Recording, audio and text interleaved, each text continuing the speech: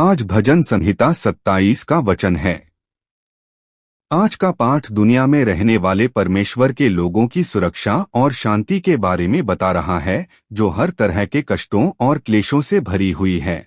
और यह उस एक बात के बारे में भी बता रहा है, जिसे परमेश्वर के लोगों को किसी भी परिस्थिति में चाहना और मांगना चाहिए।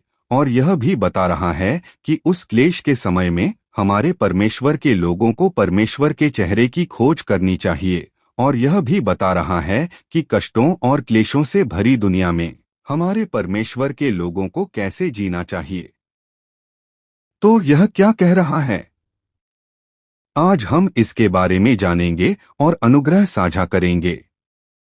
सबसे पहले, आज का पाठ दुनिया में रहने वाले परमेश्वर के लोगों की सुरक्षा और शांति के बारे में बता रहा है, जो हर तरह के कष्टों और क्लेशों से भरी हुई है।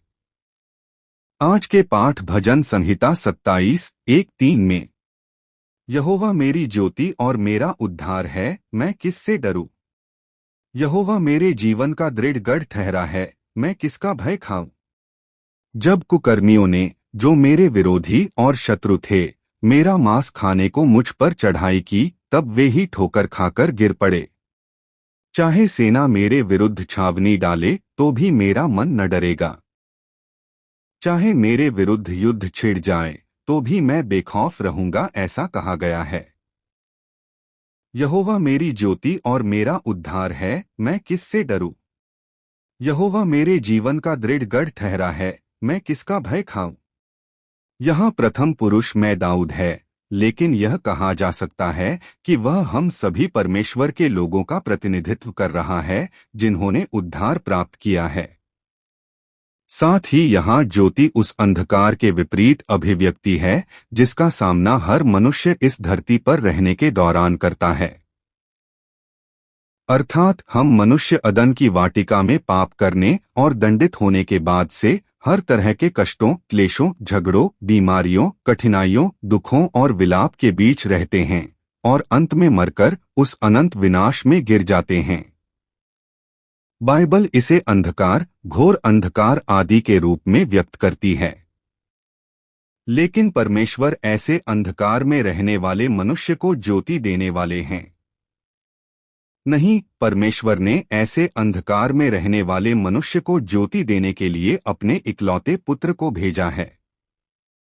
यूहन्ना 8:12 में भी यीशु ने फिर लोगों से कहा, जगत की ज्योति मैं हूँ, जो मेरे पीछे हो लेगा, वह अंधकार में न चलेगा, परंतु जीवन की ज्योति पाएगा, ऐसा कहा गया है। और यूहन्ना 9:5 में भी, जब तक मैं जगत में हूँ, तब तक जगत की ज्योति हूँ, ऐसा कहा गया है। जगत की ज्योति मैं हूँ, मैं जगत की ज्योति हूँ।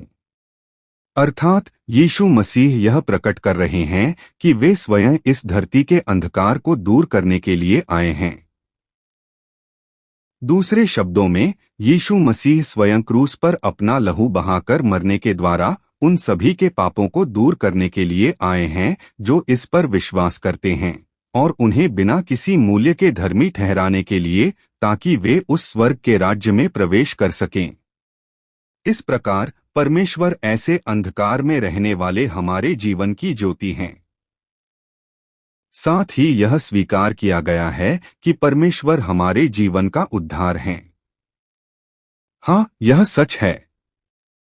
परमेश्वर वे हैं जिन्होंने हमें बचाया है, जो पाप के कारण अनंत मृत्यु के पात्र थे। जैसा कि पहले बताया गया है, परमेश्वर ने अपने इकलौते पुत्र को भेजा और क्रूस पर लहू बहाकर मरने दिया, ताकि जो कोई इस पर विश्वास करे, उसके सभी पाप दूर हो जाए, और उन्हें बिना किसी मूल्य के धर्मी ठहराकर उद्धार दिया। नहीं, परमेश्वर मुझे इतना प्यार करते हैं और मेरी परवाह करते हैं। इसलिए यदि मैं इस पर विश्वास करता हूँ, तो मैं किससे डरूंगा और भयभीत हूँगा?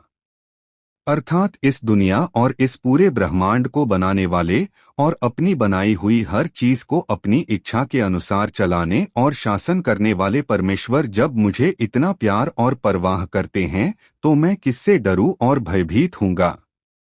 साथ ही यहाँ जीवन का उपयोग महिमा के बहुवचन के रूप में किया गया है। जिसका अर्थ है महिमा का जीवन, जो विशेष रूप से महान और गौरवशाली जीवन होने पर जोर देता है। साथ ही यहाँ गढ़ का अर्थ सुरक्षित स्थान, शरणस्थल है। अर्थात परमेश्वर हम मनुष्यों के महान जीवन की रक्षा और सुरक्षा करने वाले सुरक्षित स्थान और शरणस्थल के समान हैं, जो पाप के कारण उस अनंत विनाश में गिरने वाले थे। हाँ, यह सच है।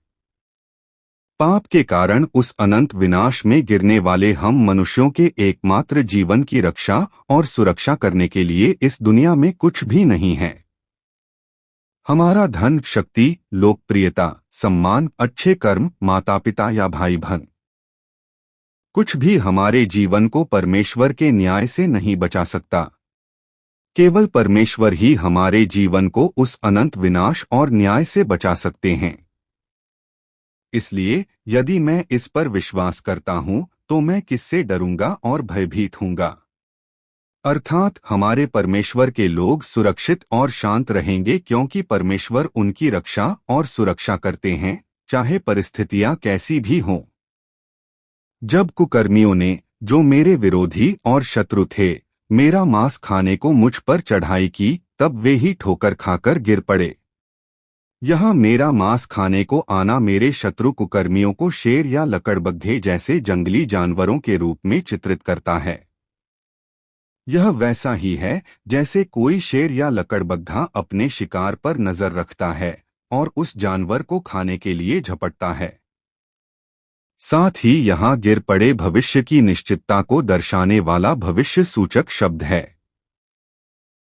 अर्थात यह वचन यह है कि भविष्य में यदि मेरे विरोधी, मेरे शत्रु कुकर्मी मेरा मांस खाने के लिए झपटते हैं, तो वे निश्चित रूप से लड़खड़ाकर गिर जाएंगे। नहीं, मेरे शत्रु की हर योजना, इरादा और उद्देश्य निश्चित रूप से विफल हो जाएगा और इसके विपरीत वे न्याय पाएंगे और नष्ट हो जाएंगे। चाहे सेना मेरे विरुद्ध छावनी डाले, तो भी मेरा मन न डरेगा। चाहे मेरे विरुद्ध युद्ध छिड़ जाए, तो भी मैं बेखौफ रहूंगा। इसके अलावा भले ही हजारों, लाखों की सेना मुझे मारने के लिए छावनी डालकर झपटे और भले ही युद्ध छिड़ जाए और बहुत से बम और तोपें मेरे जीवन को निशाना बनाए, मैं थोड़ा भी नहीं डरूंगा, थोड़ा भी चिंतित नहीं हूंगा, बल्कि शांति का आनंद लूंगा। क्या ऐसा नहीं है? परमेश्वर इस दुनिया और इस पूरे ब्रह्मांड को बनाने वाले और अपनी बनाई हुई हर चीज को अपनी इच्छा के अनुसार चलाने और शासन करने वाले हैं। नहीं, हम देखते हैं कि हमारा जीवन परमेश्वर के शासन और नियंत्रण में है। अर्थात यह परमेश्वर की हथेली में है। फिर से कहें तो, जब तक परमेश्वर मेरे जीवन को नुकसान पहुंचाने के लिए मेरे शत्रु को नहीं सौंप देते, तब तक मेरा जीवन परमेश्वर में सुरक्षित है। अर्थात मेरा जीवन उस शत्रु पर निर्भर नहीं है, बल्कि हमारे परमेश्वर पर निर्भर है, जो मुझे इतना अधिक प्यार और परवाह करते हैं। इसलिए भले ही मेरा शत्रु मुझे मारने के लिए चाहे जितना झपटे, हमारे परमेश्वर के लोग इस शत्रु के उग्र होने से बिल्कुल नहीं डरेंगे और परमेश्वर में शांत रह सकते हैं। दूसरी बात, आज का पाठ उस एक बात के बारे में बता रहा है जिसे परमेश्वर के लोगों को किसी भी परिस्थिति में चाहना और मांगना चाहिए। आज के पाठ भजन संहिता 27:4-6 में, एक वर मैंने यहोवा से मांगा है, उसी के यत्न में लगा रहूंगा कि मैं जीवन भर यहोवा के भवन में रहने पाऊं, जिससे यहोवा की मनोहरता पर दृष्टि लगाए रहूं और उसके मंदिर में ध्यान किया करूं। क्योंकि वह तो विपत्ति के दिन मुझे अपने मंडप में छिपा रखेगा, अपने तंबू के गुप्त स्थान में वह मुझे छिपा लेगा और चट्टान पर मुझे ऊंचे चढ़ाएगा। अब मेरा सिर मेरे चारों ओर के शत्रुओं से ऊंचा होगा और मैं उसके तंबू में जय जयकार के साथ बलि चढ़ाऊंगा, मैं गाऊंगा और यहोवा का भजन गाऊंगा, ऐसा कहा गया है। एक वर मैंने यहोवा से मांगा है, उसी के यत्न में लगा रहूंगा कि मैं जीवन भर यहोवा के भवन में रहने पाऊं, जिससे यहोवा की मनोहरता पर दृष्टि लगाए रहूं और उसके मंदिर में ध्यान किया करूं। शायद दाऊद सामान्य समय में भी परमेश्वर के पास जाकर उस एक बात को चाहता और मांगता रहता था। नहीं, दाऊद ने संकल्प किया है कि वह किसी भी क्लेश में बिना किसी बदलाव के उस एक बात को चाहेगा और मांगता रहेगा। यदि ऐसा है तो वह एक बात क्या है? कि मैं जीवन भर यहोवा के भवन में रहने पाऊं, जिससे यहोवा की मनोहरता पर दृष्टि लगाए रहूं और उसके मंदिर में ध्यान किया करूं। यहाँ यहोवा के भवन में रहना परमेश्वर में रहना है, अर्थात थोड़ी देर के लिए परमेश्वर में रहना नहीं, बल्कि हमेशा परमेश्वर के करीब रहना, उनसे घनिष्ठता रखना और उन्हें गहराई से प्यार करते हुए साथ रहना है। साथ ही यहाँ यहोवा की मनोहरता पर दृष्टि लगाना उन सभी कार्यों को देखकर उनकी प्रशंसा और महिमा करना है जो परमेश्वर अपने लोगों की परवाह और प्रेम में करते हैं। अर्थात रक्षा करने, सुरक्षा देने, मार्गदर्शन करने और अनुग्रह प्रदान करने वाले इन सभी परमेश्वर के कार्यों को देखकर उनकी प्रशंसा और महिमा करना है। साथ ही यहाँ ध्यान करना का अर्थ खोजना या ढूंढना है, जिसका अर्थ परमेश्वर के भवन में जाकर परमेश्वर को खोजना और ढूंढना है।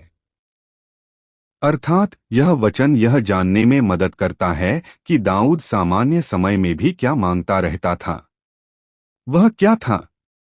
वह यह था कि चाहे वह कभी भी हो या परिस्थितियां कैसी भी हों, वह परमेश्वर को न छोड़े और परमेश्वर जो अपने लोगों के लिए कार्य करते हैं उन्हें देखकर परमेश्वर की स्तुति करे और परमेश्वर के मंदिर में जाकर पुकार कर प्रार्थना करे। अर्थात इसका मतलब यह नहीं है कि मैं किसी क्लेश के कारण परीक्षा में पढ़कर परमेश्वर से दूर हो जाऊं और उन्हें छोड़ दूं, बल्कि इसके विपरीत, जितना अधिक ऐसा हो मैं परमेश्वर के उतना ही करीब जाऊं, उनके कार्यों को देखूं, प्रशंसा और महिमा करते हुए जीने की कृपा मांगूं। साथ ही ऐसे समय में और भी अधिक परमेश्वर के मंदिर में जाकर परमेश्वर से मदद मांगने और बचाने के लिए खोजने और ढूंढने के रूप में जीने की शक्ति मांगू। इसे फिर से संक्षेप में कहें तो वह एक बात जिसे दाऊद हमेशा परमेश्वर से चाहता और मांगता रहा था, वह यह थी कि वह किसी भी परिस्थिति में बिना बदले परमेश्वर के करीब रहे और भी अधिक गहराई से परमेश्वर की स्तुति और महिमा करने वाला विश्वास रखे। नहीं, किसी भी क्लेश के दौरान भी परमेश्वर के मंदिर में जाकर गहराई से पुकार कर प्रार्थना करने वाला व्यक्ति बनने की चाहत और मांग थी। नहीं, हमारे परमेश्वर के लोग ऐसे होने चाहिए। नहीं, परमेश्वर के लोगों को हमेशा इसके लिए चाहना और मांगना चाहिए। क्यों? ऐसा क्यों है? क्योंकि वह तो विपत्ति के दिन मुझे अपने मंडप में छिपा रखेगा, अपने तंबू के गुप्त स्थान में वह मुझे छिपा लेगा और चट्टान पर मुझे ऊंचे चढ़ाएगा। अब मेरा सिर मेरे चारों ओर के शत्रुओं से ऊंचा होगा। अब इस वाक्य के सबसे आगे इब्रानी संयोजक की लगा हुआ है, जो बताता है कि हमारे परमेश्वर के लोगों को किसी भी क्लेश के समय परमेश्वर के करीब क्यों रहना चाहिए, परमेश्वर के कार्यों को देखकर स्तुति क्यों करनी चाहिए और उनके मंदिर में जाकर क्यों खोजना और ढूंढना चाहिए। यह मंडप मूल रूप से चरवाहों या पहरेदारों द्वारा अस्थायी रूप से बनाया गया हल्का निवास स्थान है। अर्थात मंडप में छिपा रखना यह दर्शाता है कि परमेश्वर मुझे उस क्लेश की चिलचिलाती धूप से वैसे ही बचाएंगे और सुरक्षित रखेंगे जैसे उन्होंने मिस्र से निकलते समय जंगल में इस्राएलियों की बादलों के खंभे से रक्षा और सुरक्षा की थी। साथ ही यहाँ तंबू उस पवित्र स्थान को दर्शाता है जहाँ परमेश्वर की उपस्थिति होती है। अर्थात अपने तंबू के गुप्त स्थान में मुझे छिपा लेना प्राचीन निकट पूर्व की संस्कृति से संबंधित है, जहां तंबू के मालिक का कर्तव्य होता था कि वह अपने तंबू में आने वाले मेहमान की रक्षा और सुरक्षा करे। ऐसे में तंबू का मालिक मेहमान को ऐसी गुप्त जगह छिपा देता था जहां कोई और प्रवेश न कर सके, जिसे शत्रु ढूंढते ढूंढते भी कभी न पा सकें। परमेश्वर के मामले में भी ऐसा ही है। परमेश्वर भी मुझे वैसे ही छिपाएंगे कि शत्रु मुझे ढूंढ न सकें, जैसे परमेश्वर की गहराई में स्थित परमपवित्र स्थान जहां कोई और प्रवेश नहीं कर सकता। साथ ही यहाँ चट्टान का अर्थ ऐसी खड़ी ढलान या मजबूत किला है जहाँ शत्रु नहीं चढ़ सकते। अर्थात चट्टान पर मुझे ऊंचे चढ़ाएगा का अर्थ है कि परमेश्वर मेरी ऐसी रक्षा और सुरक्षा करेंगे कि शत्रु मुझ पर हाथ लगाने की हिम्मत भी न कर सकें। साथ ही यहाँ मेरा सिर मेरे चारों ओर के शत्रुओं से ऊंचा होगा का क्या अर्थ है? आमतौर पर बाइबल में सिर ऊंचा करना केवल गर्दन ऊपर उठाने की क्रिया से बढ़कर अर्थ रखता है। कभी कभी यह कैदी की स्थिति से मुक्त होकर पद बहाल करने को दर्शाता है, कभी कभी यह युद्ध में जीत का प्रतीक होता है और कभी कभी यह घमंड से काम करने को दर्शाता है। यहाँ यह हारने वाले द्वारा सिर झुकाने के विपरीत जीतने वाले द्वारा सिर ऊंचा करने के समान जीत, समृद्धि, बहाली और स्वतंत्रता को दर्शाता है। अर्थात भले ही शत्रु मुझे घेरकर नुकसान पहुंचाने की कोशिश करें, परमेश्वर मुझे उस घेराबंदी से ऊपर उठाएंगे। दूसरे शब्दों में वे मुझे उन शत्रुओं से मुक्त करेंगे, विजयी बनाएंगे, स्वतंत्र करेंगे और बहाल करेंगे। अर्थात हमारे परमेश्वर के लोगों को किसी भी परिस्थिति में परमेश्वर के करीब रहने, परमेश्वर के कार्यों को देखकर स्तुति करने और मंदिर में जाकर खोजने और ढूंढने का कारण यह है कि परमेश्वर उन्हें चट्टान की तरह मजबूती से बचाएंगे और सुरक्षा देंगे और परमेश्वर के आलिंगन में गुप्त रूप से छिपाएंगे और शत्रुओं के ऊपर ऊंचा खड़ा करेंगे। नहीं, इसका कारण यह है कि परमेश्वर निश्चित रूप से मेरी प्रार्थना सुनेंगे और उत्तर देंगे, जिससे मैं सभी क्लेशों से मुक्त हो जाऊंगा, विजयी होऊंगा, स्वतंत्र होऊंगा और बहाल होऊंगा। और मैं उसके तंबू में जय जयकार के साथ बलि चढ़ाऊंगा, मैं गाऊंगा और यहोवा का भजन गाऊंगा। यहाँ यह तंबू पवित्र स्थान अर्थात परमेश्वर के मंदिर को दर्शाता है और यहाँ यह बलि शब्द बलिदान के अर्थ में है। अर्थात यह वचन भी यही है कि इसलिए हमारे परमेश्वर के लोग भले ही किसी भी कष्ट और क्लेश में हों, उन्हें परमेश्वर से दूर नहीं जाना चाहिए, बल्कि इसके विपरीत उन्हें परमेश्वर के और भी करीब जाना चाहिए और मंदिर में जाकर खुशी के साथ बलिदान चढ़ाते हुए परमेश्वर की स्तुति और महिमा करनी चाहिए। अर्थात केवल इसलिए कि मैं बर्बाद हो गया हूँ या मैं असफल हो गया हूँ या मैं किसी क्लेश में हूँ, मुझे परमेश्वर को नहीं छोड़ना चाहिए, बल्कि परमेश्वर के और करीब जाना चाहिए और खुशी और धन्यवाद के भेंट के साथ परमेश्वर की स्तुति और महिमा करनी चाहिए। नहीं, और ऐसा व्यक्ति बनने के लिए हमेशा चाहना और मांगना चाहिए। अर्थात हमारे परमेश्वर के लोगों को किसी भी परिस्थिति में परमेश्वर के करीब रहना चाहिए, परमेश्वर के कार्यों को देखकर स्तुति करनी चाहिए और मंदिर में जाकर खोजना और ढूंढना चाहिए। तीसरी बात आज का पाठ बता रहा है कि उस क्लेश के समय में हमारे परमेश्वर के लोगों को परमेश्वर के चेहरे की खोज करनी चाहिए। आज के पाठ भजन संहिता 27:7-10 में, हे यहोवा, जब मैं ऊंचे स्वर से पुकारूं, तब मेरी सुन ले और मुझ पर अनुग्रह कर और मुझे उत्तर दे। जब तूने कहा मेरे दर्शन के खोजी हो, तब मेरा मन तुझसे बोला, हे यहोवा, तेरे दर्शन का खोजी मैं होऊंगा। अपना मुख मुझसे न छिपा, क्रोध करके अपने दास को न हटा, तू मेरा सहायक रहा है। हे मेरे उद्धार करने वाले परमेश्वर, मुझे न त्याग और न छोड़।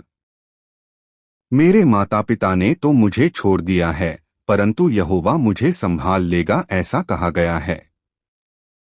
हे यहोवा, जब मैं ऊंचे स्वर से पुकारूं, तब मेरी सुन ले और मुझ पर अनुग्रह कर और मुझे उत्तर दे। इस प्रकार क्लेशों से भरी दुनिया में यह कहा गया है कि हमारे परमेश्वर के लोगों को परमेश्वर के पास जाकर पुकार कर प्रार्थना करनी चाहिए। नहीं, यदि कोई वास्तव में परमेश्वर का जन है तो उसे किसी भी परिस्थिति में परमेश्वर के पास जाकर प्रार्थना करनी चाहिए। ऐसा न करके जो परमेश्वर पर भरोसा न करके दुनिया की चीजों पर ज्यादा भरोसा करता है, वह सच्चा विश्वास नहीं है। क्या ऐसा नहीं है? यदि कोई वास्तव में विश्वास करता है कि परमेश्वर जीवित हैं और यदि वह विश्वास करता है कि वह परमेश्वर इस दुनिया और इस पूरे ब्रह्मांड को अपनी इच्छा के अनुसार चलाने और शासन करने वाले हैं, और यदि वह विश्वास करता है कि उस परमेश्वर ने मुझसे इतना प्यार किया कि उसने अपने इकलौते पुत्र को भेजा और क्रूस पर लहू बहाकर मरने दिया ताकि मेरा उद्धार हो सके, तो ऐसा व्यक्ति निश्चित रूप से किसी भी परिस्थिति में दुनिया की चीजों पर भरोसा करने के बजाय परमेश्वर पर अधिक भरोसा करेगा और इसलिए परमेश्वर के पास जाकर पुकार कर प्रार्थना करेगा। जब तूने कहा मेरे दर्शन के खोजी हो, तब मेरा मन तुझसे बोला, हे यहोवा, तेरे दर्शन का खोजी मैं होऊंगा। मेरे दर्शन के खोजी हो, मेरे चेहरे को ढूंढो। यह नहीं पता कि यह वचन दाऊद के मन में पवित्र आत्मा की प्रेरणा है या दाऊद ने सीधे परमेश्वर से यह आवाज सुनी है। जो भी हो, ऐसे समय में दाऊद ने अपने मन में उत्तर दिया, हे यहोवा, तेरे दर्शन का खोजी मैं होऊंगा। यहाँ यह दर्शन चेहरा उस क्लेश के समय परमेश्वर द्वारा अनुग्रह प्रदान करने या उस समस्या को सुलझाने या उस खतरे या संघर्ष से मुक्त करने आदि को दर्शाता है। तो कैसे प्रार्थना करनी चाहिए? अपना मुख मुझसे न छिपा, अपना चेहरा मुझसे न छिपा। यहाँ मुख छिपाना का अर्थ है कि परमेश्वर अनुग्रह प्रदान नहीं कर रहे हैं, या परमेश्वर मुझे अनदेखा कर रहे हैं, या मेरी प्रार्थना का उत्तर नहीं दे रहे हैं।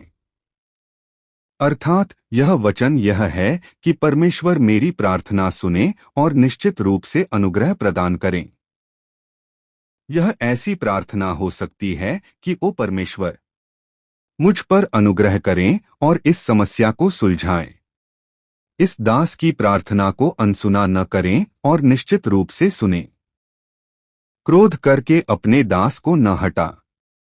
यह वचन बता रहा है कि पश्चाताप के साथ प्रार्थना करनी चाहिए।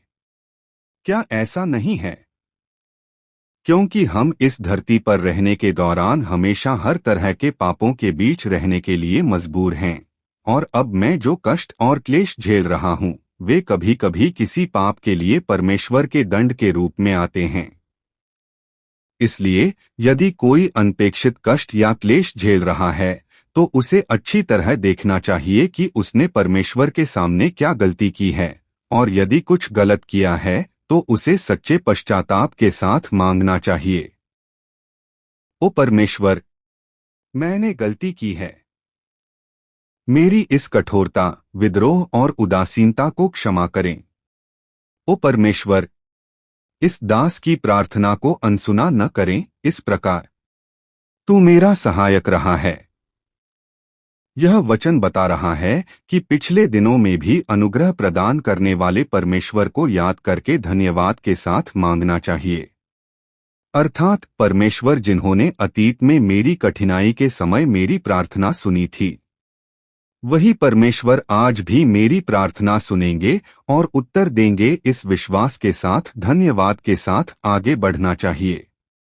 ओ परमेश्वर, मैं आपको धन्यवाद देता हूं कि आपने हमेशा मेरी पुकार सुनी और उत्तर दिया।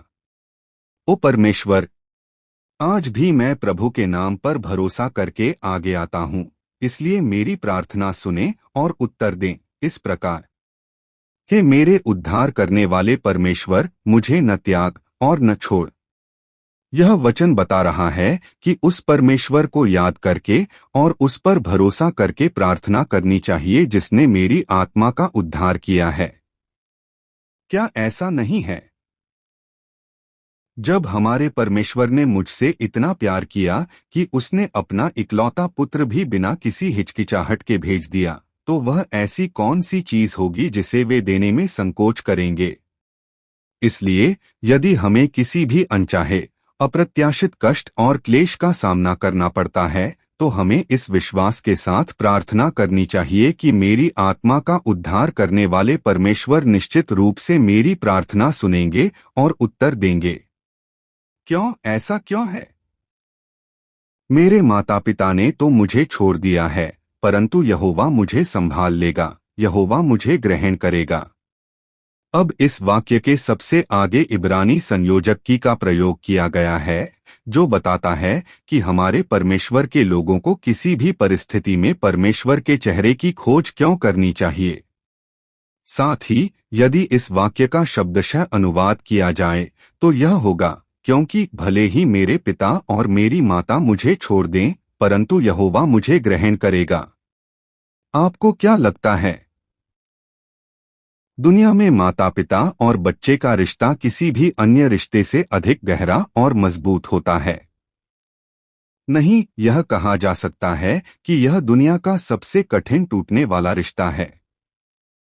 इसलिए माता पिता और बच्चे चाहे कितना भी जोर से चिल्लाए और लड़े, हम देखते हैं कि वह रिश्ता तुरंत बहाल हो जाता है और फिर से गहरे प्यार में बदल जाता है। कभी भी किसी भी परिस्थिति में माता पिता अपने बच्चे को नहीं छोड़ते और माता पिता और बच्चे का रिश्ता नहीं तोड़ते।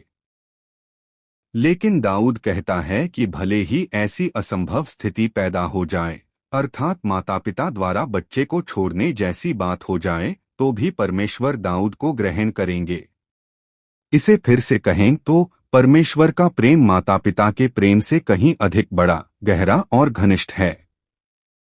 नहीं, दाऊद इस बात पर जोर दे रहा है कि भले ही दुनिया के सभी रिश्ते टूट जाने जैसी चरम स्थिति आ जाए, तो भी परमेश्वर स्वयं दाऊद को ग्रहण करेंगे।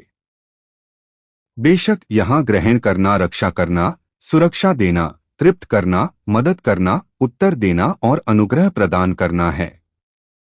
अर्थात हमारे परमेश्वर के लोगों को किसी भी परिस्थिति में परमेश्वर के चेहरे की खोज करने का कारण यह है कि भले ही मेरे माता पिता मुझे छोड़ दें, परमेश्वर मेरी रक्षा करेंगे, सुरक्षा देंगे, तृप्त करेंगे, मदद करेंगे, उत्तर देंगे और अनुग्रह प्रदान करेंगे। दूसरे शब्दों में, हमारे परमेश्वर के लोगों को इस धरती पर जीते समय भले ही दुनिया के सभी लोग मुझे छोड़ दें, इस विश्वास के साथ कि परमेश्वर खुशी खुशी मेरा स्वागत करेंगे और अनुग्रह प्रदान करेंगे, लोगों पर भरोसा करने के बजाय परमेश्वर पर भरोसा करते हुए जीना चाहिए। अंत में आज का पाठ बता रहा है कि कष्टों और क्लेशों से भरी दुनिया में हमारे परमेश्वर के लोगों को कैसे जीना चाहिए। आज के पाठ भजन संहिता 27:11-14 में, हे यहोवा, अपना मार्ग मुझे सिखा और मेरे शत्रुओं के कारण मुझे चौरस मार्ग पर ले चल। मुझे मेरे विरोधियों की इच्छा पर न छोड़, क्योंकि झूठे साक्षी और उपद्रव करने वाले मेरे विरुद्ध उठे हैं। यदि मैं विश्वास न करता कि जीवितों की पृथ्वी पर यहोवा की भलाई को देखूंगा, यहोवा की बाट जोहता रह, हियाव बांध और तेरा हृदय दृढ़ रहे। हाँ, यहोवा ही की बाट जोहता रह, ऐसा कहा गया है। हे यहोवा, अपना मार्ग मुझे सिखा और मेरे शत्रुओं के कारण मुझे चौरस मार्ग पर ले चल। मुझे मेरे विरोधियों की इच्छा पर न छोड़। यहाँ अपना मार्ग, प्रभु का मार्ग, वह मार्ग है जो परमेश्वर चाहते हैं और जिसकी वे इच्छा करते हैं। अर्थात इस बाइबल के माध्यम से हम देख सकते हैं कि परमेश्वर चाहते हैं कि हमारे परमेश्वर के लोग उनके इकलौते पुत्र के लहू के पुण्य पर विश्वास करके सभी पापों से मुक्त हों और परमेश्वर के जन बनकर जिए। अर्थात परमेश्वर वे हैं जो चाहते हैं कि हमारे परमेश्वर के लोग किसी भी परिस्थिति में परमेश्वर की स्तुति और महिमा करें, परमेश्वर के साथ संगति करें और परमेश्वर पर भरोसा करते हुए जिए और अंत में उस स्वर्ग के राज्य में प्रवेश करें। दाऊद मांग रहा है कि उसे ऐसे ही मार्ग की शिक्षा दी जाए। जैसे आकाश से वर्षा होती है, वैसे ही अटल अनुग्रह बरसाकर प्रभु के मार्ग को जानने और समझने और उसी रूप में जीने की कृपा मांग रहा है। साथ ही यहाँ शत्रु उस शैतान की शक्ति और पाप, मृत्यु और विनाश की शक्ति को दर्शाता है। साथ ही यहाँ चौरस मार्ग, समतल मार्ग, वह मार्ग है जो शैतान के खतरे से मुक्त, कष्ट और क्लेश से मुक्त और पाप, मृत्यु और विनाश की शक्ति से स्वतंत्र है। अर्थात यह उस उद्धार, शांति, समृद्धि और विजय के मार्ग को दर्शाता है जो परमेश्वर के साथ होने के कारण प्राप्त होता है। दूसरे शब्दों में चौरस मार्ग ठीक पहले आने वाले प्रभु के मार्ग के साथ समानांतर रूप से उपयोग किया गया है, जो यह बताता है कि इस प्रभु के मार्ग पर चलना ही चौरस मार्ग है। मैं फिर से कहता हूँ, हम मनुष्य इस धरती पर रहने के दौरान हर तरह के कष्टों और क्लेशों के बीच जीते हैं। नहीं, हम इस धरती पर शैतान के हर तरह के प्रलोभनों और हमलों के बीच जीते हैं और अंत में शारीरिक मृत्यु का सामना करते हैं और मरकर उस अनंत नर्क की आग की झील में गिर जाते हैं।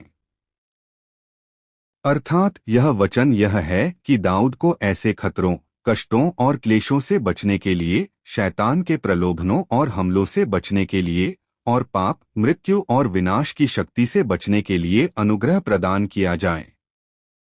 नहीं, वह चाहता है कि विरोधी दाऊद की आत्मा को उसकी इच्छा के अनुसार न करने पाए। यहाँ विरोधी पहले बताए गए शत्रु शैतान को दर्शाता है। अर्थात शैतान हमारी आत्मा को उस नर्क की आग की झील में ले जाने के लिए हमेशा प्रलोभन देता है और हमला करता है। इसलिए शैतान के ऐसे प्रलोभन और हमले को रोकने की प्रार्थना है। अर्थात शैतान के प्रलोभनों और हमलों से भरी और कष्टों, क्लेशों, पाप और मृत्यु से भरी दुनिया में हमारे परमेश्वर के लोगों को यह प्रार्थना करते हुए जीना चाहिए कि परमेश्वर मुझे प्रभु के मार्ग की शिक्षा दें और चौरस मार्ग पर ले चलें। क्यों ऐसा क्यों है? क्योंकि झूठे साक्षी और उपद्रव करने वाले मेरे विरुद्ध उठे हैं। अब इस वाक्य के सबसे आगे इब्रानी संयोजक की का प्रयोग किया गया है, जो बताता है कि हमारे परमेश्वर के लोगों को परमेश्वर से ऐसी प्रार्थना क्यों करनी चाहिए। यहाँ झूठे साक्षी, उपद्रव करने वाले, बुराई उगलने वाले परस्पर पूरक अभिव्यक्तियां हैं जो बताती हैं कि वह शैतान कैसा प्राणी है। अर्थात शैतान झूठ बोलने वाला, धोखा देने वाला, प्रलोभन देने वाला और हर तरह की बुराई उगलने वाला प्राणी है। हाँ, यह सच है। शैतान हमेशा हमारे परमेश्वर के लोगों को उस नर्क की आग की झील में ले जाने के लिए प्रलोभन देता है और हमला करता है। अर्थात शैतान गुप्त रूप से हमारे परमेश्वर के लोगों के पास आता है और झूठ बोलता है, धोखा देता है, प्रलोभन देता है और हमला करता है। अरे, परमेश्वर नहीं है। धर्म तो सब मनगढ़ंत और बनाई हुई कहानियां हैं इस प्रकार। इसलिए हमारे परमेश्वर के लोगों को इस धरती पर रहने के दौरान यह प्रार्थना करते हुए जीना चाहिए कि परमेश्वर मुझे प्रभु के मार्ग की शिक्षा दें और चौरस मार्ग पर ले चलें। साथ ही उन्हें कैसे जीना चाहिए? यदि मैं विश्वास न करता कि जीवितों की पृथ्वी पर यहोवा की भलाई को देखूंगा। यदि इस वाक्य का फिर से शब्दशः अनुवाद किया जाए तो यह होगा, यदि मैंने विश्वास न किया होता कि मैं जीवितों की पृथ्वी पर यहोवा का अनुग्रह देखूंगा। अर्थात यह वाक्य व्याकरणिक रूप से अधूरा समाप्त हुआ है, एक अधूरा वाक्य है जिसमें परिणाम जो शर्त के बाद आना चाहिए उसे छोड़ दिया गया है। दूसरे शब्दों में, यदि दाऊद ने स्वयं विश्वास न किया होता कि वह जीवितों की पृथ्वी पर यहोवा का अनुग्रह देखेगा, तो फिर क्या हुआ होता? शायद यदि ऐसा हुआ होता तो मुझे उस नर्क की आग की झील में गिरना पड़ता या मैं निराश और हताश हो गया होता, जैसे शब्द छोड़ दिए गए हैं। लेकिन दाऊद ने विश्वास किया कि वह जीवितों की पृथ्वी पर यहोवा का अनुग्रह देखेगा। यहाँ जीवितों की पृथ्वी शब्दकोश की परिभाषा वह भूमि जहाँ लोग रहते हैं से कहीं अधिक अर्थ रखती है। अर्थात जीवितों की पृथ्वी कभी कष्ट और क्लेश से मुक्त होकर परमेश्वर की स्तुति और महिमा करने की स्थिति को दर्शाती है, कभी परमेश्वर के साथ रहने और संगति करने की स्थिति को दर्शाती है, कभी परमेश्वर के शासन और नियंत्रण के कारण आशीर्वाद का आनंद लेने की स्थिति को दर्शाती है और कभी उस सुरक्षित परमेश्वर के राज्य को दर्शाती है जहां शैतान और मृत्यु का कोई खतरा नहीं है। नहीं, दाऊद ने विश्वास किया कि कष्टों और क्लेशों से भरी दुनिया में वह परमेश्वर के ऐसे अनुग्रह का अनुभव और आनंद ले सकेगा। अर्थात दाऊद ने विश्वास किया कि परमेश्वर दाऊद को कष्ट और क्लेश से मुक्त करेंगे, जिससे वह परमेश्वर की स्तुति और महिमा करने का अनुग्रह पाएंगे। साथ ही दाऊद ने विश्वास किया कि परमेश्वर दाऊद पर अनुग्रह करेंगे, जिससे वह परमेश्वर के साथ रह सकेंगे और संगति कर सकेंगे। साथ ही दाऊद ने विश्वास किया कि परमेश्वर दाऊद पर अनुग्रह करेंगे, जिससे वह परमेश्वर के शासन और नियंत्रण के कारण आशीर्वाद का आनंद ले सकेंगे। साथ ही दाऊद ने विश्वास किया कि परमेश्वर दाऊद पर अनुग्रह करेंगे, जिससे वह उस सुरक्षित परमेश्वर के राज्य में प्रवेश कर सकेंगे जहां शैतान और मृत्यु का कोई खतरा नहीं है। अर्थात हमारे परमेश्वर के लोगों को इस धरती पर जीते समय ठीक इस दाऊद की तरह जीवितों की पृथ्वी पर परमेश्वर के अनुग्रह को देखने का विश्वास लेकर जीना चाहिए। यहोवा की बाट जोहता रह, हियाव बांध और तेरा हृदय दृढ़ रहे। हाँ, यहोवा ही की बाट जोहता रह। इसलिए हमारे परमेश्वर के लोग भले ही इस धरती पर किसी भी क्लेश को झेलते हुए जिए, उन्हें कभी डगमगाना नहीं चाहिए, बल्कि इसके विपरीत उन्हें साहस और दृढ़ता के साथ केवल यहोवा परमेश्वर से ही अपेक्षा, आशा और उम्मीद रखनी चाहिए। ऐसा न करके उन अविश्वासियों की तरह, जैसे कि परमेश्वर न हो या जैसे कि कोई परमेश्वर को बिल्कुल न जानता हो, घबराकर डरना और चिंतित होना और अपना विश्वास डगमगाना नहीं चाहिए। अरे आखिर परमेश्वर हैं भी या नहीं, यह कहकर थोड़े से क्लेश में भी विश्वास डगमगाना और यहाँ तक कि परमेश्वर को छोड़ देना नहीं चाहिए। ऐसा न करके यदि आप प्रभु यीशु मसीह के लहू के पुण्य पर विश्वास करने वाले परमेश्वर के जन हैं, तो आपको साहस और दृढ़ता के साथ केवल परमेश्वर से ही अपेक्षा और आशा रखनी चाहिए। एक बात जो मैंने यहोवा से मांगी थी। परमेश्वर, धन्यवाद, बहुत बहुत धन्यवाद। हम आपसे प्रेम करते हैं। हमें वह अद्भुत शांति प्रदान करने के लिए धन्यवाद जो दुनिया नहीं दे सकती। हमें किसी भी क्लेश में परमेश्वर के और भी करीब जाने और घनिष्ठता से चलने वाले बनने दें और इस विश्वास के साथ पुकार कर प्रार्थना करने वाले बनने दें कि परमेश्वर निश्चित रूप से उत्तर देंगे। साथ ही हमें आशीर्वाद दें कि हम बिल्कुल भी न डगमगाएं, बल्कि साहस और दृढ़ता के साथ आगे बढ़ने वाले बन सकें। यीशु मसीह के नाम में आशीर्वाद देते हुए प्रार्थना करते हैं। आमीन।